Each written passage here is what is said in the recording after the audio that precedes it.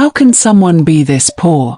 You're stared at the cracked ceiling of his tiny room, wondering if life would ever change.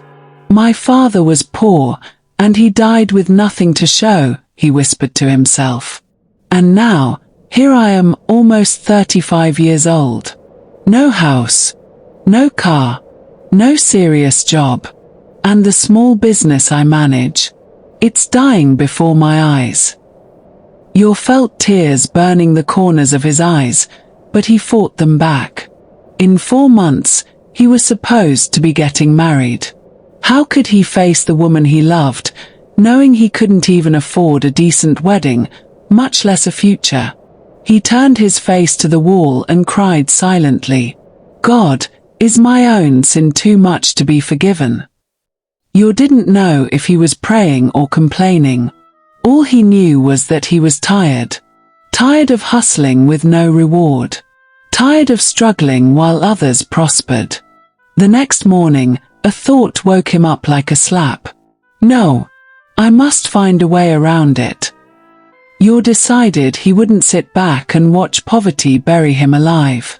He called an old friend, Kofi, who was known for his sudden wealth. Bro, how did you make it?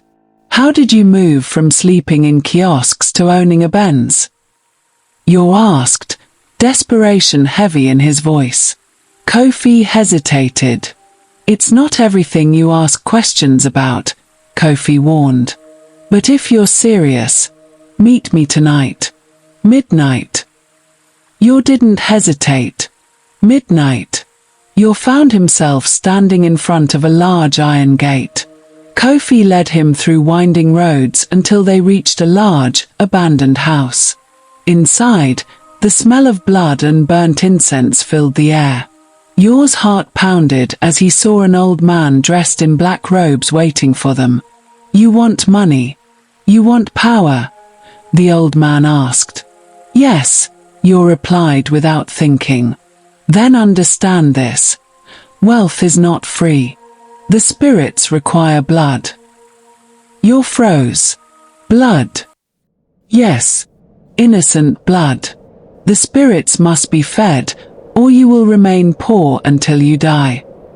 Suddenly, you remembered the stories his mother used to tell.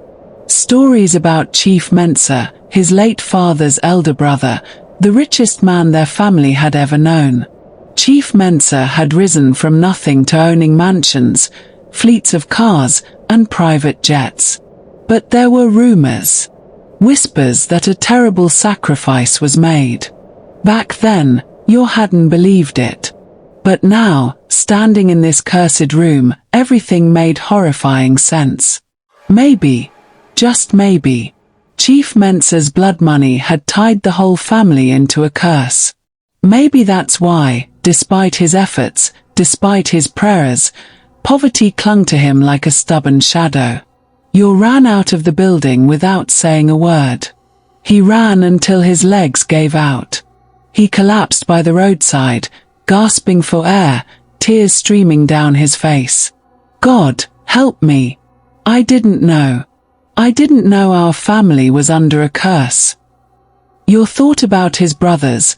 All of them had died mysteriously before reaching 30. He thought about his mother, bedridden, always crying and praying. He thought about his sisters, rich in beauty, but suffering endless heartbreaks and betrayals. Now he understood. There was blood crying from the ground, and it was crying against them. You staggered home. That night, he couldn't sleep. At exactly 3 a.m., he heard it. A voice, whispering into his ear, I need blood. He jumped out of bed, heart racing. There was no one there, but the room felt cold. The walls seemed to close in on him. And that whisper, I need blood, echoed again and again inside his skull. You broke down, sobbing. Father, what have you done to us? The next day, you called a family meeting. Everyone gathered, his sisters, his sick mother, and his cousins. You told them everything, what he saw, what he heard, and what he now knew. At first, They thought he was crazy. Until the old uncle, the blind one, spoke up. Your father's brother. Chief Mensa. Yes. He sacrificed your cousin 20 years ago. Your bloodline was cursed from that day. You can run. You can work. You can hustle. But until you break that covenant, blood will continue to call your names one by one. Silence fell. Terror gripped their hearts. That night, Yor didn't even try to sleep. He stayed awake, reading his Bible, praying desperately, begging God for mercy. He knew now. The race wasn't against poverty. It was against blood. Blood that demanded payment. Blood that would not rest. And time was running out. Yor realized. If they didn't act fast, one by one, death would knock on their doors. Will Yor and his family escape the curse, or will they become the next victims of the bloodthirsty spirits? Find out in the next episode. Stay tuned for more thrilling updates and don't forget to share your thoughts in the comments below. Asterisk.